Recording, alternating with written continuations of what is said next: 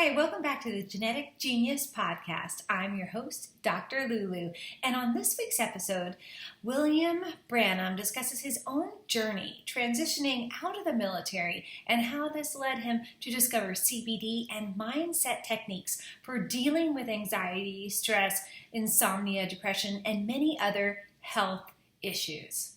Founder and CEO of Naked Warrior Recovery, a CBD company, focused on the recovery of veterans and first responders. He is a retired Navy SEAL with 26 years of service. He has served on both traditional SEAL teams, taught as a SEAL Sniper Instructor, and served on teams that specialize in undersea operations, whose missions must be approved by the President of the United States. He led major combat operations ranging from protecting the interim Iraqi elected officials to direct action missions in Baghdad and across Ambar province.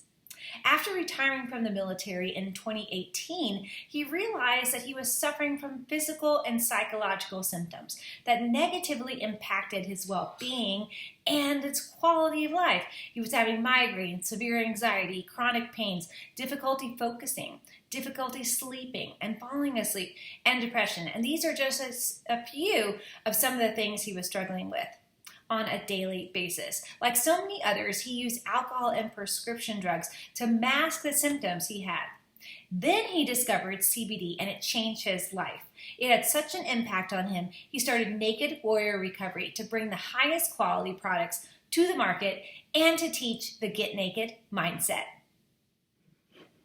Today I have a wonderful guest. I have William Branum with us today, and he's going to be talking all about his wonderful experience, which we're going to learn more about. I don't know, would you call it a wonderful experience? His experience in the military and post, and also his amazing company, which is Naked Warrior. So I can't wait to talk to you. But first, welcome.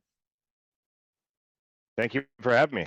Yay, great. Thanks for Pretty being a guest. stoked to be here. Yay, I know. We've been planning it for a little while now. William and I both write for the Best Holistic Life magazine, and we're doing a photo shoot in Arizona, and that's how we met. And we're like, oh, I got to have you on my show, because as listeners, I love working with the veteran community, and William is a vet. But before we dive deep into hearing more about our conversation today, I'd love for you to introduce yourself to really help the audience to get to know you and your story. So you nailed it. My name is William Branum. I spent 26 years in the SEAL teams. That's actually not 100% true. I spent 26 years in the Navy. 23 of those 26, I was in the SEAL teams because I made a tactical error pretty early on in my career and landed me on a ship somewhere in Yokosuka, Japan. But originally I'm from Meridian, outside of Meridian, Mississippi, a little town along the I-20 there that goes across the whole United States. I was a poor kid. I had a mediocre mindset when I was growing up, but I was heavily involved in the Boy Scouts, and that's really how I probably ended up going down the path that I went down. I was an Eagle Scout. I worked at the Boy Scout camp. I was a lifeguard. I worked at the kind of the rifle range there. And then I went to this national jamboree once upon a time. And that was the summer between my 11th and 12th grade of high school. And I met another kid. And the other kid was like, yeah, when I grow up, I'm going to go to the Naval Academy. I'm going to fly F-14 Tomcats. And I'm going to be a Navy SEAL. And I was like, that's super cool. I want to do that. I don't know what's a Navy SEAL. Because back then, once upon a time, there was no internets. And computers were not what we have now. And so there wasn't a lot of information out there, but he said they're like the most elite military unit in the world, the hardest military training, blah, blah, all this other stuff. And I was like, that sounds cool. That's what I want to do. I knew I didn't want to be part of like big army machine, big green machine of hundreds or thousands of people like going into combat like that. I was much more interested in like Blast of the Mohicans or snipers or something like that, outflanking the enemy and like hiding around and working in very small teams. And that's what it sounded like the SEAL teams were. I joined the Navy and I took the screening test to go to SEAL training, and I failed it. And then I had more time to take it again, and I didn't take it in time, and went to some other schools. And then I ended up on a ship in Yokosuka, Japan, where I almost didn't get to go to SEAL training because of that. Wow. And what does a Navy SEAL do exactly? Like, I don't know if you can tell me if it's classified, but behind the scenes, what does that actually look like what's like the day of a Navy SEAL look? It depends on where we are in the training cycle. So we do the guys that are in the platoons that are getting ready to go and deploy, and they come back. And then at some point they have to go and be part of the training department. in some capacity or operations or whatever. And it depends if you're an officer or enlisted. But let's just talk about a guy that's in the SEAL platoon at the team. So I show up, I'm at the team. And what we do is we do it a little bit differently than all the other special forces out there, where the Marine, what are those guys called? They're a new unit, and I guess I haven't completely embraced them. I think Marine Raiders, maybe? MARSOC, that's what they are. They would be upset with me if I were, yeah. But I remember when they didn't exist. I remember like the experiment that brought them into existence. MARSOC guys do it one way, a way. The Rangers do it a certain, they get ready for deployment a certain way. Green Berets do it a certain way, and we do it our very own way. And the way we do it is we have a 24-month cycle for getting ready to go and then deploying and then coming back and doing it all over again. And so we have things are broken up into 6-month blocks. So we have 6 months of professional development. We'll just say that's when you come back from deployment or you start your whole cycle where you go learn how to be a breacher or a sniper or a jump master or a communicator, or you get to go to all these different schools to just for your professional development as a Navy SEAL. And then what you're also doing is you're also bringing those skill sets to the platoon because, as I mentioned, we deploy, we come back, we push guys out to go do some of the training stuff, but go become instructors at BUDS. They become instructors in some of the more advanced schools, sniper school. They are help run the basic training that we do in the SEAL platoons. And so we do this professional development thing. We get guys these certain qualifications, and then we do 6 months of what we call unit level training. And it's where we learn the absolute basics of how to be a SEAL. And then we go from basics to advanced. So everyone is on the same sheet of music in the platoon, in the task unit. We learn the same tactics, techniques, and procedures. We learn how to shoot, move, and communicate. We learn how to do land warfare stuff. We learn how to sneak around in the woods. We learn how to drive vehicles off-road. We learn how to jump out of airplanes. We learn how to dive, very complex operations underwater. And then that's the middle 6 months. The next 6 months is we are preparing very specifically for what we're going to do when we deploy. We have a good idea of where we're going to deploy to, whether Iraq, Afghanistan, Yemen, Philippines, South America, Africa, wherever we are going to deploy in the world. And then we start working on those specific skill sets that we're going to need for that specific deployment. And then we deploy for 6 months, and then we come back and we start all over again. So every time we deploy, we do stuff overseas. Whether it's very kinetic or very less kinetic, then we come back, and it doesn't matter how complex or how awesome we were overseas. We always come back and we start back at zero. We always start back at the basics, start over again. Yeah. It's a little bit frustrating, but it gets guys, let's reinforce the basics of whatever the skill set is, and then bring the new guys in that join the platoon. Bring everyone back to that same sort of baseline level. Everyone knows the basics, and then we build advanced skills from there again. And it's just a cycle. Yeah, that's great. Great explanation. For me, I was born on the base, but I don't have the military training. But I work with the veteran community. So I'm always asking. I'm so curious. I'm like, so what's this? What do you do? And because I want to know and get to know that there's so many different aspects of military. Just as you said, we have all these different forces. And so with NASA, a new one. And so anyway, thank you for explaining that more in detail, because also it helps us to get to know you. And it sounds like you had a lot of different training, a lot of different things. Really fascinating. Yeah, I get around. Yeah, totally. And so you tell us about your transition out of the military. So you were in the military until 2018. And then tell us about that transition out. And then also, we're really going to be talking a lot about that transition time and then things that happened in your health. Of course, this is a Genetic Genius and the health show. So we're going to be diving deep into that. But my question is, what was that transition like? And then we'll talk more about the health conditions that you were having then and then now, et cetera. Let's see. Tell people that my transition from the military to civilian life is the hardest military mission I've ever been on. When I was in the military, I had a purpose. I had a mission and I had a team. And I had a badass purpose and a badass mission and a badass team. And then overnight, it was gone. I referenced the movie The Avengers, where Thanos like snaps his fingers and half the world's population goes away. It was like that, where I had like mission, purpose, family. I had all this like infrastructure and like what I've known my entire adult life. And then overnight it was gone. And the reason that I retired was because, the Navy or the military only lets you stay in for a certain amount of time. And so it was my time to go. And I was in complete denial about it. But there's an income component to it. There's a mission component to it, team, all that stuff that I mentioned, and then it was gone. And so really what I was doing, I like to say I have a lot of noise in my head and or a lot of baggage that I carry around. And the way that I would turn that noise down is I would just pretty much drink myself to sleep at night.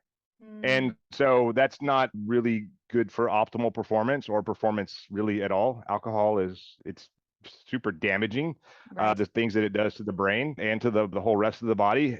But you know what? I needed to take control of that noise in my head, and alcohol was the easy button. That was the medicine that I was using to deal with, to mask the pain that I was. Yeah, and it's very common. That's the story that I hear from all my veteran patients pretty much, or if they're not my patients, even the veterans at the farm that I work with.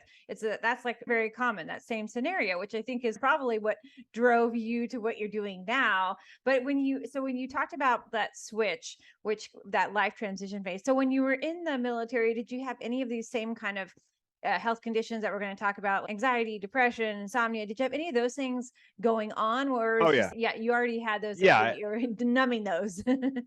yeah, I certainly had. I was doing some of the same stuff, the same, same medication while I was in. I can't really Okay. pinpoint when it started, but it certainly started when I was in the military. And it's funny, I was doing a podcast with a guy like this past Friday. I know this will come out whenever, but this past Friday, and he was like, "You are like, I have a friend that is going through exactly the same thing. He's got a year left in the Marine Corps, and he's like drinking basically a 30 case of beer a night to like, because he doesn't know what he's going to do. He's like, he sees the end and he doesn't know what's going to happen on the other side of that bridge that you have to cross at some point. And so I'm starting to work with him to try and figure out, like, help him out with what his new mission, his new purpose, and what his new team will look like. Yeah, having that purpose. And like you said, it's like you have that team and that support, and then your purpose is just gone. And that's so common too.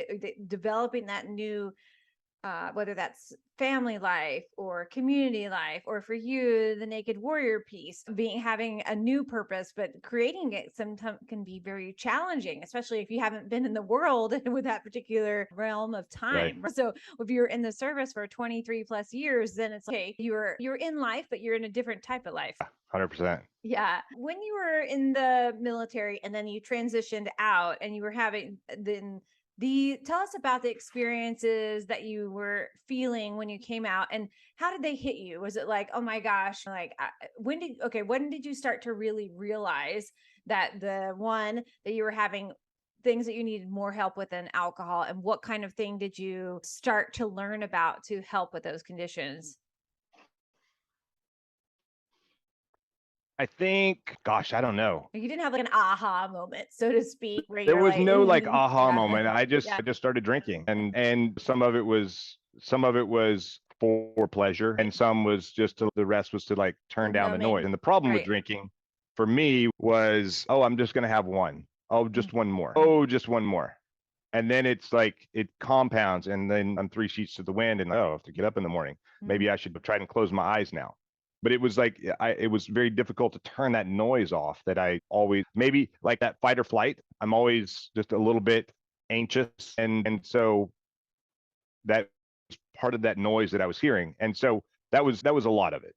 And some other influences in my life that are not awesome, that are like dragging me down, relationships or whatever. It's amazing what impact someone else's opinion of you has on whether it's true or not. It doesn't matter. Yes. Yeah, that's definitely true. And I think that it's hard to sometimes pinpoint a moment in time when we have the switch, but I think what you said is really valid about it's the numbing piece. You're trying to tune yourself out, right, of the reality that doesn't seem to be fitting with your new space and time. Okay, I don't want to really be in this space, but I don't know how to get out of it. And the other piece too that you said, that kind of like ruminating thoughts and the voices in the head or their dreams, that's really common with the veteran community too. Just have the noise, like you mentioned, it's so hard to turn it off. So when did you start looking Yeah. for the alternative solution, CBD, for example, or did you also see some other things? Did you try other things like, I don't know, acupuncture, therapy, other things to help with that numbing, so to speak, and changing the mindset piece? So I went through this program in the military. It's called NICO, the National Intrepid Institute for Excellence, and they did a lot of TBI stuff, a lot of PTSD, and a lot of holistic healing stuff. And so I went through that, and that was from acupuncture to breathing exercises and monitoring your HRV on a daily basis, things like that. I have this little device that I can hook to my ear and then hook it to my phone, and then I can watch my HRV and control my breathing, Right. and it like meditation, air quotes, Heart but math, is that what I it's look at called? it as yeah, that is the company that bought that technology from Yeah, the original right. company. And so I look at it, people are like, I can't meditate, I can't whatever. And I'm like, I can't either. My brain's all over the place, but this is like something where I'm actually like competing with myself. And so I'm just competing on breathing and keeping the HRV as high as I can. How quickly Right. can I hit whatever the score is? And so those would be some tools that I would use while on active duty, and I would use them on and off. It was about a year after I got out of the military. I still maintain my top secret clearance. I still do. Had like a company helping other companies navigate the military acquisition system. I knew that I could potentially use my top secret clearance in some of these venues at some point, although it was not an awesome job that I had created for myself, because people were like, oh, you're a consultant, we hate consultants or criminals, blah blah blah. Oops. Whatever, consultants get paid and we Right. don't really get the benefit from it. And I was like, but I'm different, this is not my business model. My business model is to fill in the blank. And they're like, I'll tell you what, you can sell our product, and then if you sell enough of it, we'll pay you a commission. I'm sorry, what, you want me to sell your product that isn't even any good, that I can help make it better, but you'll pay me if I sell enough of it? That doesn't really work for Doesn't me. compute. And right, and selling to the government is not an easy process. It's a whole big deal. I had heard about CBD while I was on active duty, but because it was associated with marijuana, air quotes, I wasn't going to touch it because of my security clearance, and that's a great way to be retired without benefits very quickly. Yeah. To be dishonorably discharged from the military because you use drugs that you're not supposed to. Yeah. So in 2019, I was having lunch with a buddy of mine, and I was like, I need to do something about me. And so I tried CBD, or actually I was having lunch with a friend of mine. I was in Virginia at the time. And he was like, you want CBD? I've got some back at the house. Like, a company gave him a bunch. And so he gave me some, and I used it. And maybe it worked. Maybe I noticed something. Maybe I didn't really notice anything, quite honestly, Right. when I took it. But I took it because I thought maybe it would do something. And I didn't notice anything while I was taking it. But what I noticed at the end is that I say that water boils at 212 degrees. And I was probably living my life at 210 degrees. It didn't take very much for a little trigger for me to hit that boiling point. And what I noticed after taking CBD for like whatever first 30 days, because it's 30 servings in a bottle, and I just do what I'm told because I can follow orders because I was in the military, and I took it every day. And what I noticed really at the end, not during the like kind of that middle section, is I noticed that I went from 210 to 205 to 200 to 195 to 190. Maybe I got down to 185. I got out of that red zone where my temper was super short, and my fuse got a lot longer. So I could take those inputs that I would receive, and it would just, I could actually respond to them instead of react to them, or not respond at all. And so what it did is it helped turn the noise down in my head so that I could have more positive self-talk, and it helped with it helped with some of my sleep. It helps with some of the aches and pains that I have on a daily basis, because I am pretty beat up from 26 years of service. Yeah. Yeah. And so it sounded like it got it out of that fight or flight mode that you were talking about earlier. And that sympathetic nervous system is like in that mode. And that's when you have that quick response of short fuse, because your body's so, I need to respond as quick as I can because I need to fight for my life.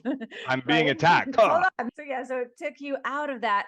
And what made you, so tell us about that experience with the CBD. Then did you start taking it more regularly? You notice, okay, my set point or my boiling point has decreased. So then did you start experimenting with different types of CBD and taking more regularly? How did that go?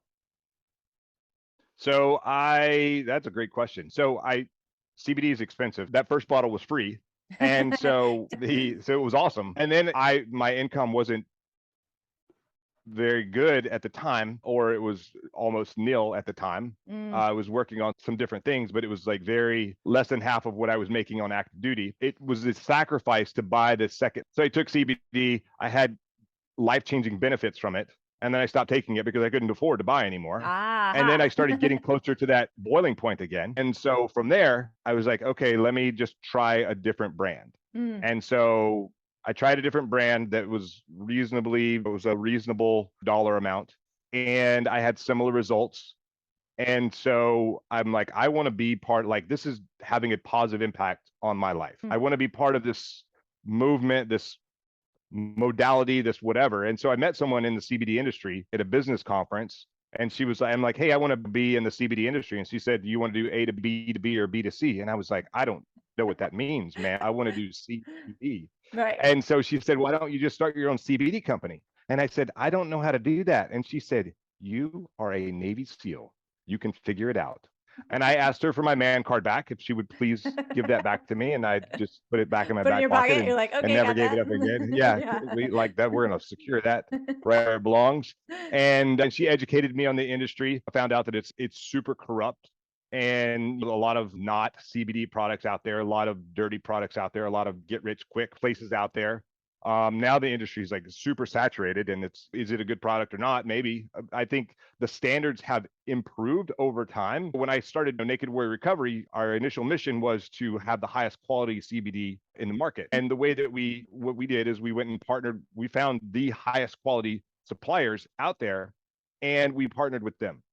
And so the suppliers that I went with actually raised the standard of the entire industry. So the biggest names that you will see out there, they didn't have the same quality control that the suppliers that I went with had. And our quality control was higher than whoever, if you can think of a CBD brand, our quality control was actually better than theirs. I think they've all raised their quality control now, but we were really leading the pack. And so when someone asked me, like, what's the mission of your company? What's your purpose? What's your why?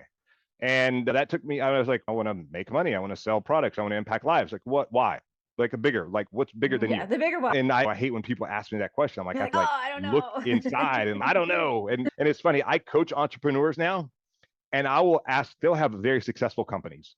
And I will ask them, what is your why? What's your purpose? What's your, like, kind of the core values of your organization? They will just not have, what's your mission? And they're like, to make a bunch of money. Okay, what's better than that? Let's talk about what you're doing and how you're impacting lives and businesses and things like that. And so those are some deep diving that I do with other organizations, but I got that because I had other coaches that were like, what is your purpose for your company? So I had to do some real, like, internal looking, like, why do I really want this company? CBD helped me, so I want to help other veterans. What's going on in the veteran community? Oh, 22 veterans take their lives every single day. So that became our mission, is 22-0, to eliminate veteran suicide. And for me, CBD was a modality that helped turn down the noise in my head so I could have more positive self-talk.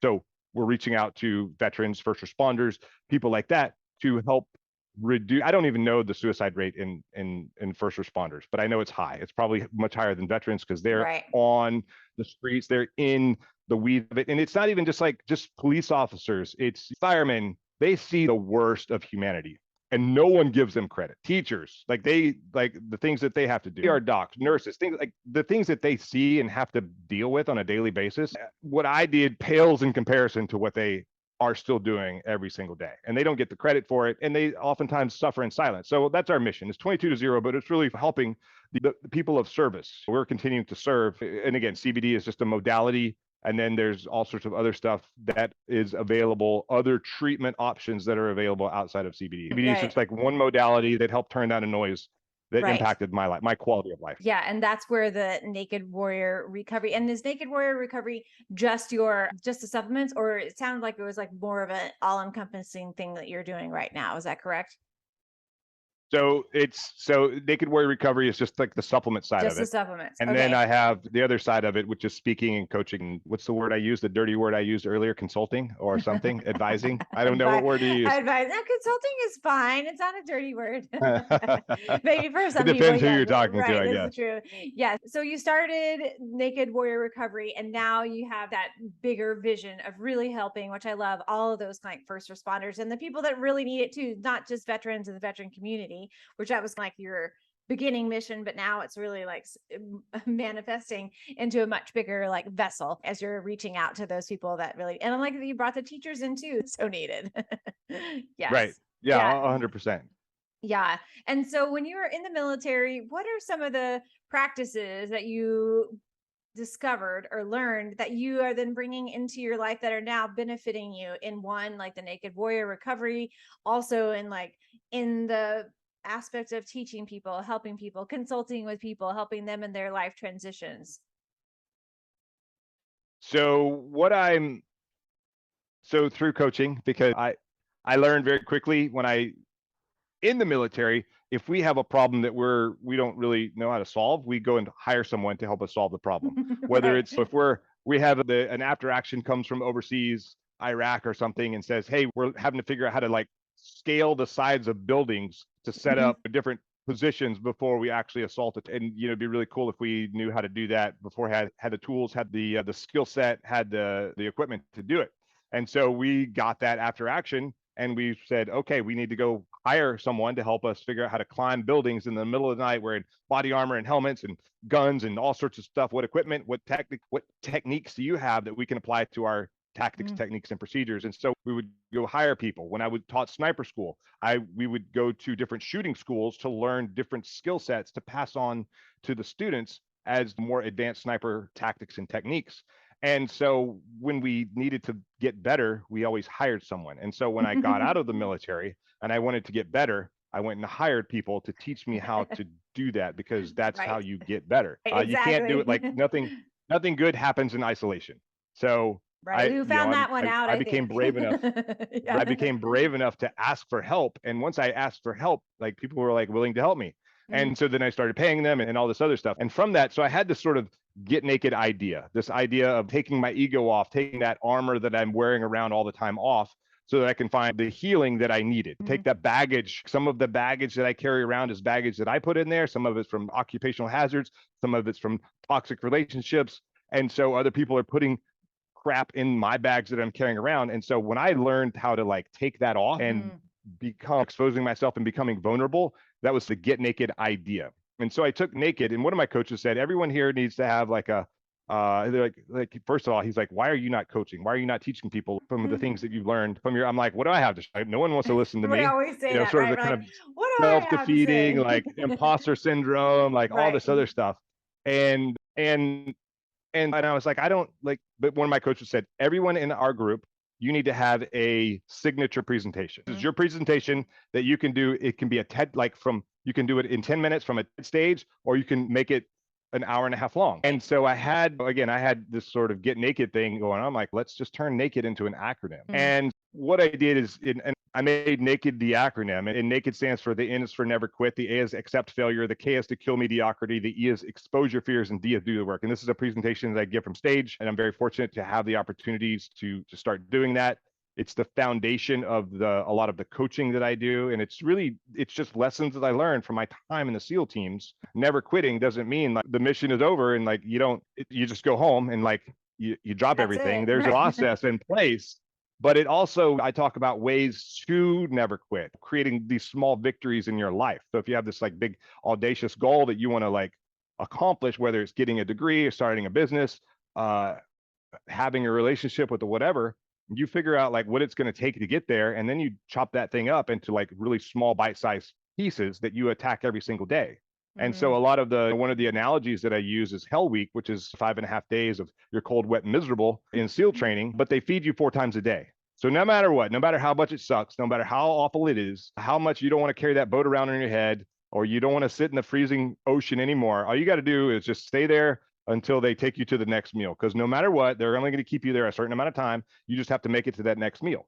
And if you just keep doing that over and over every single day, just make it to the next meal and just keep going until you finish whatever the thing is that you started. And that's a technique that we talk about for never quit. I climbed, what was it? Grand Teton. Beautiful. Last week before last. I live at sea level. I live in Hawaii at sea level.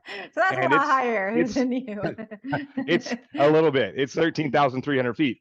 And I was good up until about the 10 or 11,000 foot mark. And then everyone else lives at altitude. They live in Wyoming. They're like 7,000 feet. And so they struggled, but they still had more gas. They were still more accustomed to that altitude than I was. Yeah. And I was like, I'm just like baby steps. I'm like, I'm coming. It was so much harder. And I trained for it. It was so much harder than I anticipated. Yeah. But there were parts of it that I was better at than other people because I had more upper body strength for certain things, or even like coming down. But it was still like, it was incredibly hard. And it was just like one more step, just one more step, just one more step. Just keep these little baby victories. We're just going to make it to that point right over there. Okay, they're waiting for me. I'll get there. Okay, now I can sit down, have a sip of water, and then we'll start again. And so it was just breaking that big thing up into small pieces. And that's really what Never Quit is all about. And that's a great analogy, I think, for the veterans coming out of the service. It's just they've been in that place of never quitting, getting everything done. But then now they want to be in the never quit of like getting their life together, finding that new purpose, finding that new place. And a lot of them that I work with have the diagnosis, or they're diagnosed with PTSD, right? That's just, it's very common because they're not given the tools to understand or even deal with the trauma. And what are your tips for someone like coming out of the military and experiencing these? A lot of it's common, I think, to have the nightmares, things like that, of if they have had a serious trauma, especially. But what are some tips that you can give them for coming out and readjusting in that transition? I think before you get out, I think have a plan of what you think you might want to do. I kind of sort of had a plan, but I didn't really execute it like as violently as I should have. And so I just continued to fail. And I was like, this is what I want to do forever. And it actually wasn't. There was a grind. I'm okay with grinding as long as I know that I understand what I'm doing. Right. Now I could go back and do it now with the experience that I have and be much more successful. I wasn't unsuccessful. It just took me a long time to get the success I was looking for. And I wasn't ready for the rejection that I was getting, especially being an entrepreneur. I will tell you, if there was something waiting for me, like a job, a purpose that paid at least what I was making in the military, I would be doing that right now. And I had gotten out, and that was just sitting there because I could just go from like mission and purpose and team to mission and purpose and team and work through whatever. And it's awesome. And that's the easy landing. Not everyone wants, but I don't want to sit in a cubicle and be a slave to the man because I've opened my eyes and seen what else is possible. I can have actual impact on the world instead of keeping a desk warm and fogging a mirror. I want to have impact on the world. Not everyone wants that. And when I got out, I didn't think I had value to give to the world. Now I recognize that I do. And so for people who are getting out of the military or people who have just gotten out, let's figure out what you want to do and then go try it. If you can do it, if you can try it while you're still in the military, where you have that cushion of like actual income, so you don't have like your family and responsibilities, insurance and all that other stuff. Let's go try it. Maybe you like it, maybe you don't. And let's try a bunch of things before you get out, or at least create a plan. Like maybe you want this kind of a job, corporate or, IT or whatever it is. Go get the skills that you need while you're in the military, the education that you need while you're in the military, and then start applying for it 6-9 months before you get out. And like, it's great that you're dedicated to your job in the military. It's awesome. But once you walk out the door from the military, they don't care about you anymore. They love the fact that you were there, but you have to take care of you. You got yourself, your family, your whatever. You got to go like figure out what the next thing is for you in life. Unless the military is like, you can stay here forever. And then if that's if that was an option, people would. Yeah. I quite honestly, I would have if they would have let me. Yeah. But I'm happy that that they're like, all right, it's time to go. You got to retire. Out of the nest. Keep going. this next chapter in my life. But it was not an easy process to get here. There was discipline. There was just so much failure along the way, and that doesn't help. But when you can accept that failure, and that's the A in Naked, is accept the failure. Have a plan, create a plan, execute a plan. Maybe it works out right. Maybe it doesn't. Come back, look at what went wrong, that after action review, and then fix the things that went wrong, and then apply the things that worked. Keep going. And then eventually you will be successful in whatever it is that you're doing. We'll find what your next mission and purpose is. I'm working with a guy on Instagram that he's gotten very into leather work. Like he was in the Coast Guard. He's got disabilities and all this other stuff. But like leather work he's creating belts and different kind of covers for books and things like that. Very customized, intricate leather work. And so that's like, he had zero interest in the military, but now it's like his passion. So if you can find something that's your passion, not easy to do. And I've been asked by a lot of other people, like, how do you find your why? And really you have to it's a lot of work. You got to forget about the income part of it and then focus on what's going to make you happy. What's going to fulfill you in some capacity. Yeah, that's so true. I really love that. And it's when finding your purpose is really about listening to what makes you really happy. That's what you were just saying. And sometimes that can be challenging if somebody else has been driving your bus for 20 years and you're like, okay, I've been living this particular purpose. Now I have to go and rediscover myself. like from scratch. And that, I think that's the hard piece that a lot of veterans and military struggle with when they get out, because it's, oh, wait, I don't know what to do. And you know, it's not only veterans. Veterans Right. are a huge population that happens to, but it happens to entrepreneurs. You sell a company Right. for big dollars, Students. and they're like uber depressed. And what do I do now? What do I do with my life? Like I made a bunch of money, but what do I don't know what to do. Professional athletes. I met the drummer for Slayer at a conference a few months ago, and I'm not taking the shot, so I can't be in the band anymore because we can't go to Europe. And so I have to figure out what my new thing is. My new, like I call these life transitions. And again, it's just like figuring out what you want to do, make a plan, brief the plan, execute the plan, do your after action review, and then adjust. And yeah, life is a plan. We're always adjusting to it every moment. Oh yeah, that looks really good. Oh no, wait, I'm going to go over on this path. That looks better. Oh no, wait, let me go over here. Yeah, always adjusting to that fine tuning for the greater purpose. So when you decided to make the Get Naked concept, or came up with that concept and decided to make it, but tell us about the supplement line that goes along with it, because you have a couple different avenues, so to speak, where one is for anxiety and sleep. Tell us about the different kind of categories, is the word I'm looking for, categories for those, and how you are gearing them towards a specific population where you're really helping people with that. Yeah, for those particular things. So another great question. So a lot of the products that I sell are people use for sleep or stress and anxiety or pain. Some people don't want to they're still very into the Nancy Reagan's war on drugs, just say no. I was very hesitant to try CBD in the beginning because, again, it's marijuana, it's drugs. I'm going to whatever. This is drugs. And this it does not. Yes. Although I will caveat that in a minute. Very tiny. Sometimes there's a little tiny. Right. But I'm gonna caveat that in just a second. Yes. With some new products that we have coming out. But I tried it, and again, you don't get high or anything else from the just CBD products. Right. But some people are afraid to take, or they're concerned about drug testing or whatever, and so maybe they'll take a topical, or they'll use something topical for different pains that they have. Yep. A lot of people will buy it for the stress, the anxiety, the recovery from 20 plus years in law enforcement, however many years in the military, again, teachers and other first responders. One of my favorite products is a sleep product where we take 25 milligrams of CBD, we put it into a little soft gel. We put 3 milligrams of CBN, which is the sedative molecule from the cannabis plant or from the hemp plant, 3 milligrams of melatonin, and I take 2 of those a night. And the thing that it does for me is like my brain does all sorts of stuff, pretty ADHD, which I didn't realize until I thought I was just dumb for a super long time, until I did a neuropsych eval when I was at NICO, at that National Intrepid Institute for Excellence for TBI. Yeah. And they were like, oh yeah, your IQ would be super high, except your attention is all down here. If it's like a grade of 1 to 100, like, and 25 was like the cutoff for attention deficit.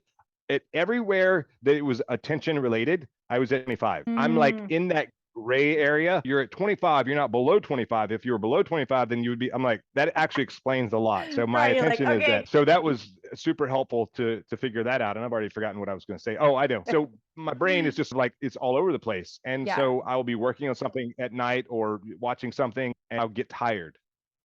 And sleep is the most important thing that you can do. There's nothing better that you can do for your body than sleep. You may have something better, Dr. Lulu, but I think sleep is, like, from my research, sleep is the number one thing that you can do.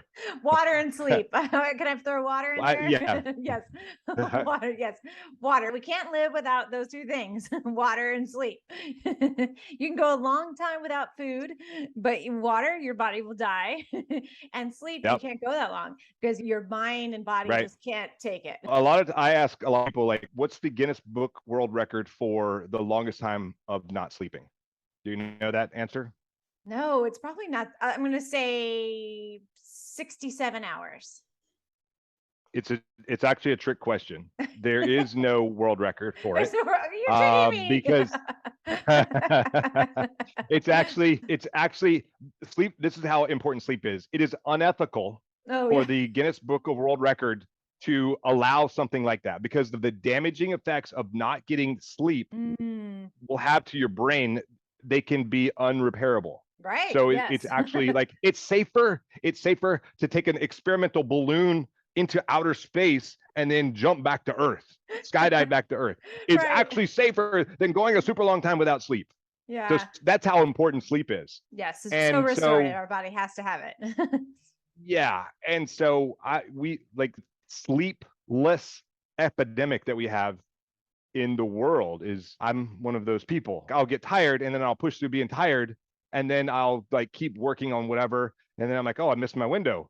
So I'll go and have a drink, and then I'll go and I'll have another drink, and then 6 more drinks later, I'm hammered, and then that sleep isn't good, and then Right. the next day is not good. And so it's just, so what happens when I take this product is I hit that tired point, and I can keep pushing, but at some point I'm just going to say, you win, you're right, go to bed, stupid, and I go to bed Right. and get most of the sleep that I actually need. Yeah. So that's one of my favorite products, and reduces the amount of alcohol that I think that I need to go to sleep. I take it right after I have dinner, and I take it because it's better to take CBD oil with a fatty meal or whatever to Right. help with the bioabsorption of it. I Yes. almost had a better word in there, but that one works. It helps the body absorb the CBD a little bit better, a little Right. more quickly than if you just take it on an empty stomach. True, because it's a fat soluble, so it's going to go into Right. the layer of fat around the Helps cells. cross the Right. blood-brain barrier. Exactly. Yes. Yep, To the exactly. cannabinoid receptors. Yep. I have another product that is it's a topical. It's more of a micro dose of CBD. And so you put it on like your like a little vein, very thin skinned area with high vascularity, Right. put that on there, and it goes directly into the bloodstream. So you're actually passing that first pass metabolism of through the mouth and into the gut Right. and things like that, where it goes like, you get 90% of the CBD goes directly into the bloodstream much more Nice. quickly. So it's more of a microdose effect. So those are 2 of my favorite. I have an energy drink also. I just came out with a new energy, and I'm working on another energy drink with CBD in it. So it's more of a focused energy rather than all the energy drinks on the market that are jittery caffeine Right. related. This has 75 milligrams of CBD in it. I actually put it in like a half gallon of water. That's generally how I take it. Yeah. 75 milligrams of caffeine, and the new one will have 25 milligrams of CBD, water soluble CBD.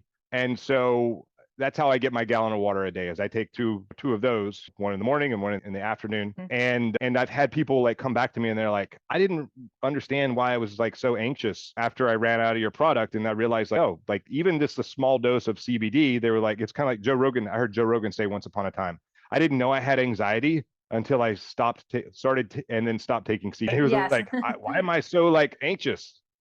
Maybe it's related to that. And so maybe you could say placebo, maybe you could say something else. There's actual research that does say that CBD does help reduce stress and anxiety and things like that. And I've seen it in customers firsthand where they're like, I didn't realize like I'm more relaxed drinking your energy drink.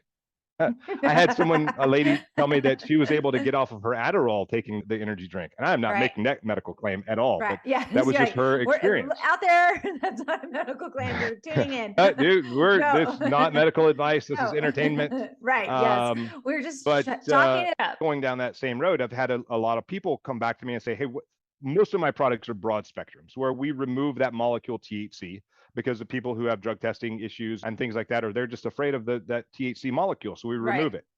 But I've had enough people ask me for a full spectrum product. So the difference between, so the three main products out there, you have a CBD isolate where we isolate the molecule CBD and then add that to an olive oil or an MCT oil or something like that. It's really the lowest quality CBD out there, but you're just isolating that one molecule. Then you have a broad spectrum, which is most of what we sell.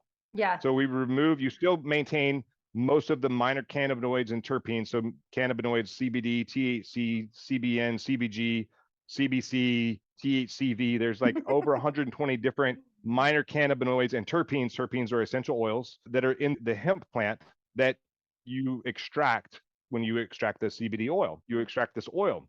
And so let's just talk about hemp and marijuana. So the cannabis plant, there's lots of different kinds out there. Just a hemp few. is a cannabis plant. The difference between hemp and marijuana, according to the Farm Bill of 2018, is hemp, the dried weight of the plant, it has 0.3% or less THC in the plant. So that's where all of our oil is extracted from. It's from hemp plants. They're certified organic. Like that, getting that whole thing is a huge pain in the butt. I bet. Even to put the little symbol on your box, Like that whole thing is a whole big, or on the bottle, it's a whole big. Packaging is a pain. Oh my gosh, I'm working through lots of packaging issues right now with some other products. But so the oil is extracted from the hemp plant. But we remove that THC molecule. A full spectrum product is it still maintains all the minor cannabinoids and terpenes from the hemp plant, all 120 or so that are out there, and then it gets processed and gets the fats and cellular parts out of it, and then you have the pure CBD oil left over. So that's a full spectrum product. We've started to carry, we have one full spectrum product, and I'm starting to carry more full spectrum products. So I have a sleep gummy that's going to come out, same melatonin, and CBN, but it'll have a little more THC in it because it's a full spectrum product.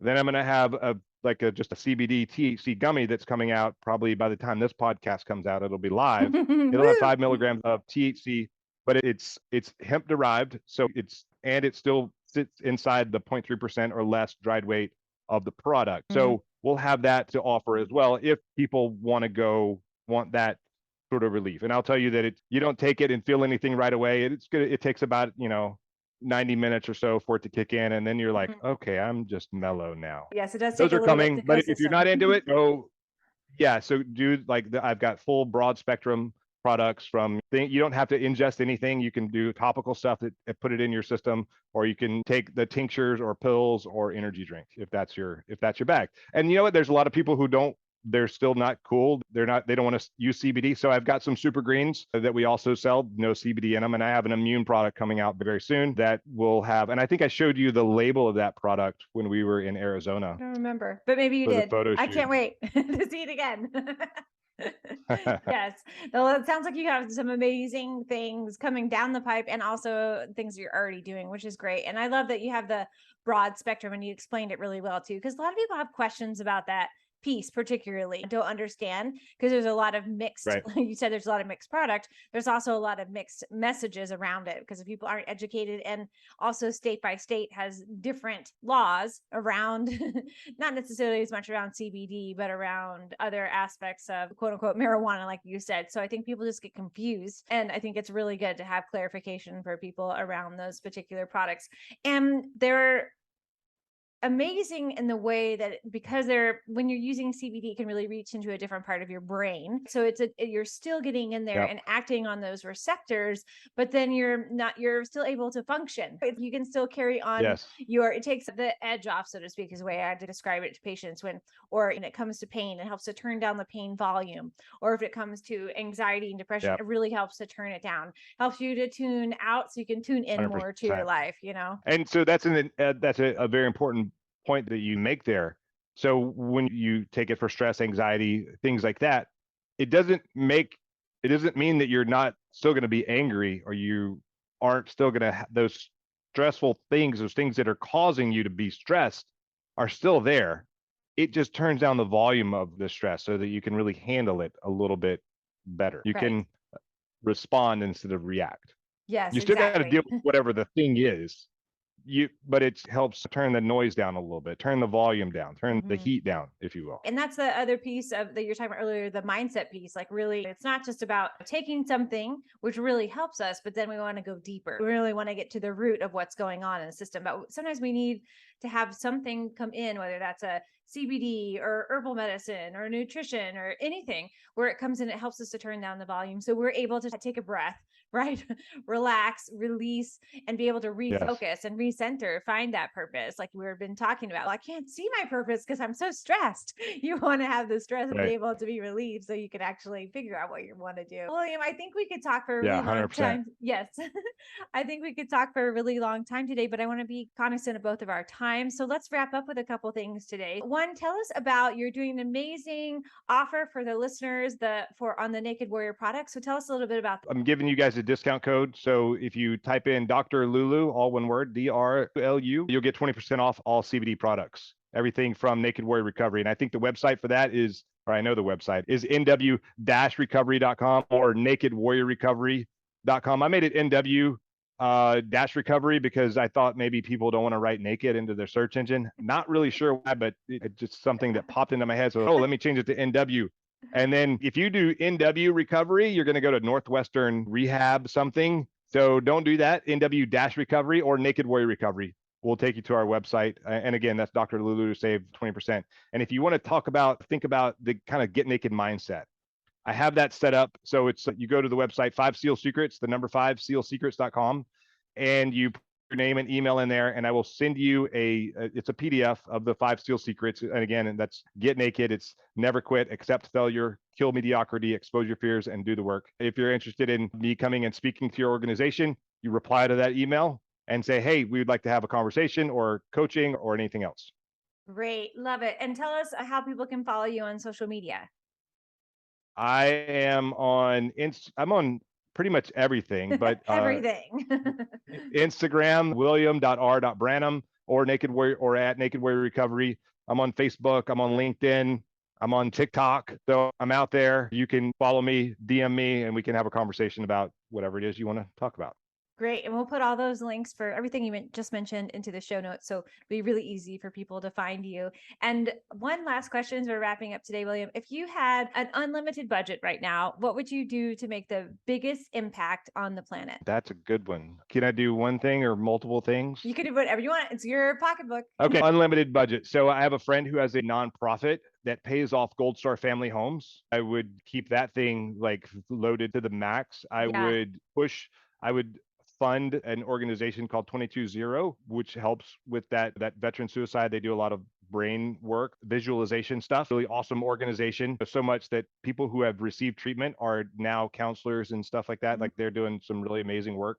Great. And other organizations that are helping first responders and other veterans transition from the military or just to get them help. Those are the things that I would do to really make an impact on the world. Yeah, those are great. I think those are easily ones that we can have done and no problem at all. Yay. I love that. Thank you so much again for coming on the show today. And I loved our conversation and I can't wait to share it with the world. Yes, ma'am. Looking forward to it. Yeah, thanks again.